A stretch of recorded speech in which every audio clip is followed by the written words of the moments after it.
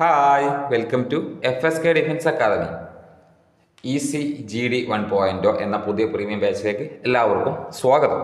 നമ്മളിന്ന് ചെയ്യാൻ പോകുന്നത് ഇംഗ്ലീഷിൻ്റെ പാർട്ട് 7 ആണ്. നമ്മൾ പാർട്ട് 6 വരെ നമ്മുടെ ചാനൽ അപ്ലോഡ് ചെയ്തിട്ടുണ്ട്. നമ്മളിന്ന് ഡിസ്കസ് ചെയ്യാൻ പോകുന്നത് ഇംഗ്ലീഷിൻ്റെ പാർട്ട് 7, അതായത് ഫ്യൂച്ചർ ടെൻസ്. ഓക്കെ, ഫ്യൂച്ചർ ടെൻസിനെ പറ്റിയാണ് നമ്മളിന്ന് പറയാൻ പോകുന്നത്.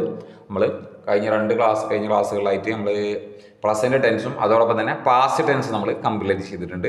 അപ്പോൾ നമ്മളിന്ന് പറയാൻ പോകുന്നത് ഫ്യൂച്ചർ ടെൻസ്. ഓക്കെ, ക്ലാസ്സിലേക്ക് കടക്കാം. ഫ്യൂച്ചർ ടെൻസ് ആണ് എന്താണ് നമുക്ക് എല്ലാവർക്കും അറിയാം അല്ലേ? ഭാവി കാര്യങ്ങളെ അഡ്രസ്സ് ചെയ്യാൻ, ഭാവി കാര്യത്തേക്ക് നമ്മൾ പറയുന്നതിനാണ് ഫ്യൂച്ചർ ടെൻസ് നമ്മൾ ഉപയോഗിക്കുന്നത്. ഓക്കെ, വരും, പോകും, വരുമായിരിക്കും അല്ലെ, പോകുമായിരിക്കും, അവൻ വന്നിട്ടുണ്ടാവും എന്നൊക്കെ നമ്മൾ പറയില്ലേ? ഒരു ഊഹാബോധങ്ങൾ അല്ലെ, നാളത്തേക്ക് കാര്യമൊക്കെ നടക്കാനുള്ള കാര്യങ്ങളെ പറ്റി പറയില്ലേ? അതിന് നമ്മൾ ഫ്യൂച്ചർ ടെൻസ് അറിയും. ഇതിൽ 4 പഠിച്ചിട്ടുണ്ട് അല്ലേ? എല്ലാ ടെൻസിലും 4 ഉണ്ട്. ഏതൊക്കെയാണ്? സിമ്പിൾ വരും, സിമ്പിൾ ഫ്യൂച്ചർ വരും, പിന്നെ പറഞ്ഞോളൂ, ഫ്യൂച്ചർ കണ്ടിന്യൂസ് വരും, പിന്നെ ഫ്യൂച്ചർ പെർഫെക്റ്റ് വരും, ഫ്യൂച്ചർ പെർഫെക്റ്റ് കണ്ടിന്യൂസ് വരും. ഇങ്ങനെ 4. ഏതൊക്കെയാണ്? Simple future, future continuous, future perfect continuous. Okay, നമുക്ക് ആദ്യത്തെ ഒന്ന് പരിചയപ്പെടാം. Simple future. ഇതിൽ സെൻറ്റൻസിൻ്റെ ഘടന എങ്ങനെ വരുന്നതെന്ന് വെച്ചാൽ, സബ്ജക്റ്റ് പാർട്ട് ആദ്യം വരും, അതോടൊപ്പം തന്നെ ഫ്യൂച്ചറിനെ അഡ്രസ്സ് ചെയ്യാൻ വേണ്ടിയിട്ട് വില്ലോർ ഷാൾ. ഓക്കെ, നമ്മൾ ഏത് സെൻറ്റൻസിലും വില്ലോർ ഷാൾ കണ്ടാൽ അത് ഫ്യൂച്ചർ ടെൻസ് ആണ് നമ്മൾ മനസ്സിലാക്കണം. അതിൻ്റെ ഒപ്പം വെർബിൻ്റെ 1ാമത്തെ ഫോം പാടെ ആഡ് ചെയ്ത് എന്തായി? സിമ്പിൾ ഫ്യൂച്ചറായി. ഓക്കെ, സിമ്പിൾ ഫ്യൂച്ചറായി.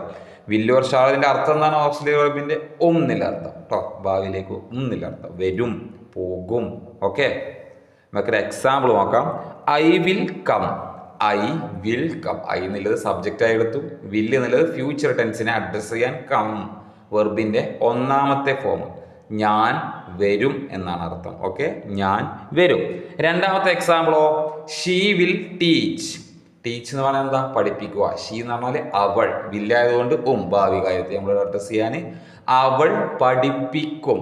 ഓക്കെ, എല്ലാവർക്കും മനസ്സിലായെന്ന് എഴുതുന്നു. സിമ്പിൾ ഫ്യൂച്ചറിൻ്റെ ഘടന എങ്ങനെയാണെന്ന് പാടാൻ പറഞ്ഞ്, സബ്ജക്റ്റ് വില്ലോർ ഷാള് പ്ലസ് വെർബിൻ്റെ 1ാമത്തെ ഫോം ഒപ്പം ഒബ്ജക്റ്റും. സബ്ജക്റ്റിൻ്റെ കംപ്ലീഷൻ പാർട്ടാണ് ഈ ഒബ്ജക്റ്റ് ആയി വരുന്നത്. ഓക്കെ, ഐ വിൽ കം, ഞാൻ വരും.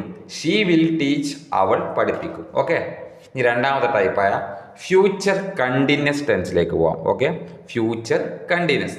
ഇതിൽ സെൻറ്റൻസിൻ്റെ രൂപം എങ്ങനെയാ വെച്ചാൽ, സബ്ജക്റ്റ് വരും. ഓക്കെ, പിന്നെ ഫ്യൂച്ചറിനെ അഡ്രസ് ചെയ്യാനുള്ള കീവേഡ് എന്തൊക്കെയാണ്?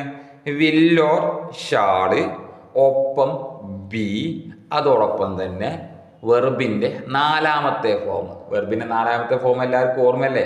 ING form, coming, going, jumping. Okay, ING form add ചെയ്ത് വരുന്നതാണ് വെർബിൻ്റെ 4ാമത്തെ ഫോം. ഇവിടെ ബി വന്നതുകൊണ്ടാണ് വെർബിൻ്റെ 4ാമത്തെ ഫോം നമ്മൾ യൂസ് ചെയ്യുന്നത്. അവസാന പാർട്ട് ഒബ്ജക്റ്റ്, കംപ്ലീഷൻ പാർട്ടും പാടും. ഓക്കെ, നമുക്കൊരു എക്സാമ്പിൾ നോക്കട്ടോ. He will be a doctor. He will be a doctor. He will be a doctor. Okay, will be shall ബിൻ്റെ അർത്ഥം എന്താ? ആകും എന്നാണ് അർത്ഥം വെക്കുന്നത്. ഹി എന്ന് പറഞ്ഞാൽ അവൻ, ഡോക്ടർ എന്നാലോ അല്ലേ? പരിശോധന ഡോക്ടർ അല്ലേ? എല്ലാവർക്കും അറിയാലോ. He will be a doctor, അവൻ ഒരു ഡോക്ടർ ആകും അല്ലേ? നമ്മൾ അറിയാം. He will be a teacher, അവൻ ടീച്ചറാവും. He will be a engineer, അവനൊരു എഞ്ചിനീയർ ആവും എന്നൊക്കെ പറയില്ലേ നമ്മൾ? അതേപോലെ തന്നെ he will be a doctor, അവനൊരു ഡോക്ടർ ആകും എന്നറിയാം അല്ലേ? ഭാവി കാലത്തേക്കല്ലേ നമ്മൾ പറയാം, ആണ്. 2ാമത്തെ എക്സാമ്പിൾ നോക്കൂ. We will be coming tomorrow. We will be coming tomorrow, ഞങ്ങൾ നാളെ വരുമാകും. വി വിൽ, ഞങ്ങൾ വരും. വി വിൽ ബി കമ്മിങ്, ഞങ്ങൾ വരുമാകും എന്ന്. ടുമോറോ, നാളെ, ഞങ്ങൾ നാളെ വരുമാകും. ഇപ്പോൾ ഒരു ഫ്യൂച്ചർ കണ്ടിന്യൂസ് ഇല്ല.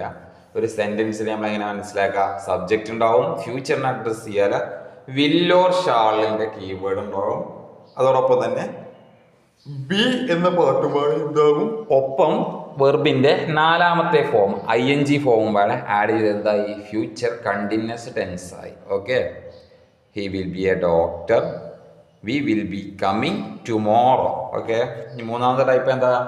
ഫ്യൂച്ചർ പെർഫെക്റ്റ് അല്ലേ? Future perfect tense. ഓക്കെ, ഇതിൻ്റെ സബ്ജക്റ്റിൻ്റെ ഘടന വരുന്നത് ആദ്യം നമുക്ക് സബ്ജക്റ്റ് പാർട്ട് അല്ലേ? എല്ലാത്തിനും സബ്ജക്റ്റ് പാർട്ട് അതിനും ഒപ്പം ഫ്യൂച്ചറിനെ അഡ്രസ്സ് ചെയ്യാൻ പറഞ്ഞോളൂ. വില്ലോ ഷാൾ ഉണ്ടാവും, ഒപ്പം പെർഫെക്റ്റ് ടെൻസ് ആവുമ്പോൾ എന്ത് വരും? ഹാവോ ഹാസോ വരും അല്ലേ? ഇവിടെ നമുക്ക് ഫ്യൂച്ചർ ടെൻസ് ആണ്, ഹാവ് മാത്രം യൂസ് ചെയ്താൽ മതി. ഓക്കെ, ശ്രദ്ധിക്കേണ്ട ഒരു കാര്യം, ഹാവ് മാത്രം യൂസ് ചെയ്താൽ മതി.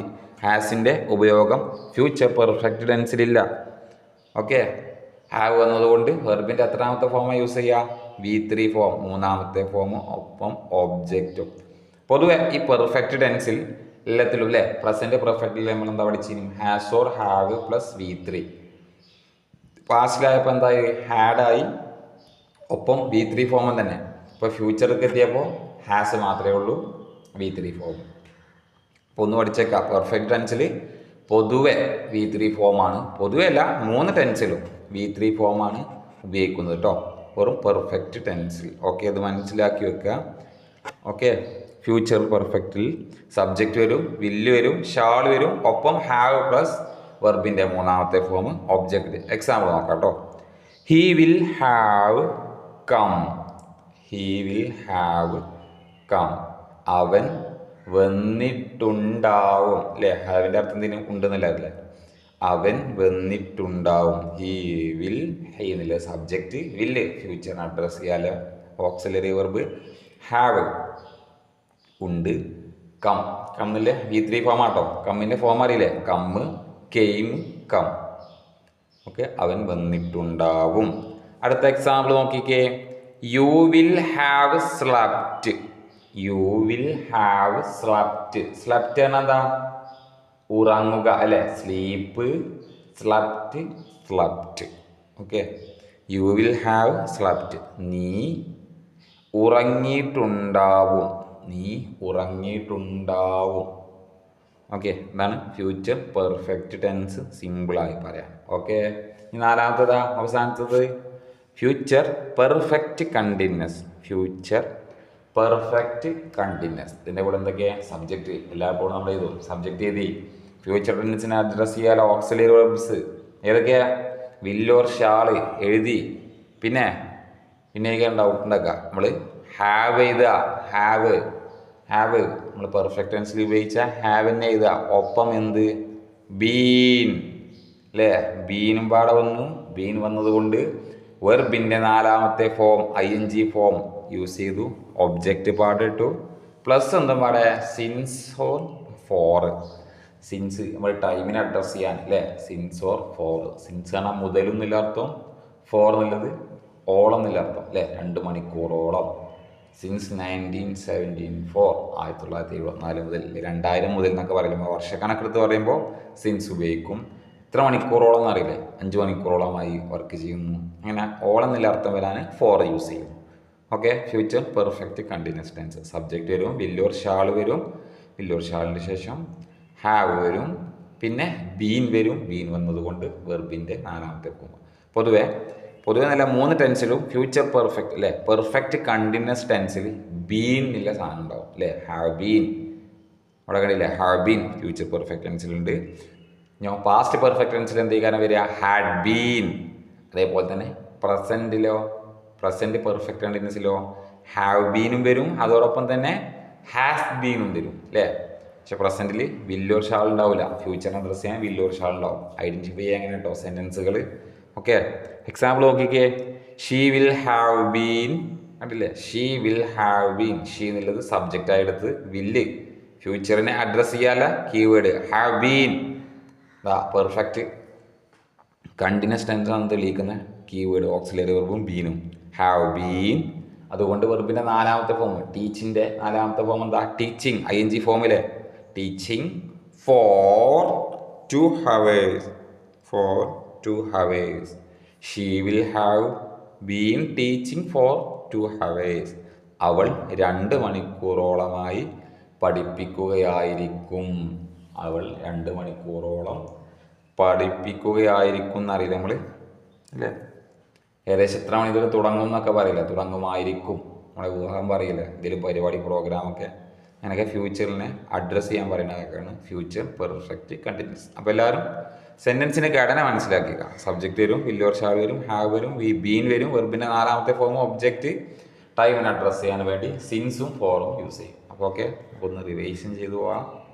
നമ്മൾ പറഞ്ഞത് സിമ്പിൾ ഫ്യൂച്ചർ ടെൻസ്, അതിൻ്റെ ഘടന subject plus will or shall plus വെർബിന്റെ ഒന്നാമത്തെ ഫോം ഒബ്ജക്റ്റ്. എക്സാമ്പിൾ നോക്കിയേ, I will come, I will come, she will teach. Okay, she will teach. രണ്ടാമത് ഫ്യൂച്ചർ കണ്ടിന്യൂസ് അല്ലേ, സബ്ജക്റ്റ് വരും, വിൽ ഓർ ഷാൾ വരും, be വരും, വെർബിന്റെ നാലാമത്തെ ഫോം ഒബ്ജക്റ്റ്.